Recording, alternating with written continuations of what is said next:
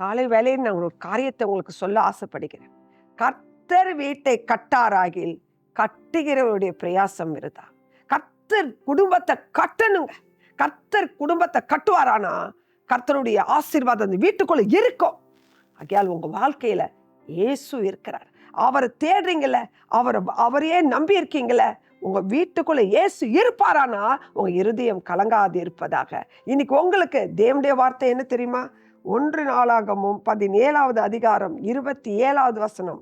இப்பொழுதோ உமது அடியானின் வீடு என்றைக்கும் உமக்கு முன்பாக இருக்கும்படிக்கு அதை ஆசீர்வதித்தருளினீர். கர்த்தராகிய தேவரீர் அதை ஆசீர்வதித்தபடினால் அது என்றைக்கும் ஆசீர்வதிக்கப்பட்டிருக்கும் என்றான்.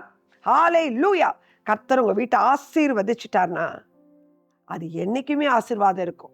இன்னைக்கு ஆசீர்வாதம் இருக்கு, நாளைக்கு ஆசீர்வாதம் இல்லை, அப்படி இல்லை. கர்த்தரை நம்பிட்டீங்க, கர்த்தரை விசுவாசிட்டீங்க, கர்த்தர் தான் உங்க குடும்பத்தை கட்டுறாருன்னா உங்களுக்கு கர்த்தருடைய ஆசீர்வாதம் உண்டு. இந்த ஆசீர்வாதத்தை இந்த காலை வேலையில விசுவாசிங்க. அந்த ஆசீர்வாதத்தை உங்க குடும்பத்தில் எப்பொழுது வைத்துக்கொள்ள பரிசுத்தத்தை காத்துக்கொள்ளுங்க. கர்த்தர் உங்களை ஆசீர்வதித்து பெருக செய்வாராக. ஆமென்.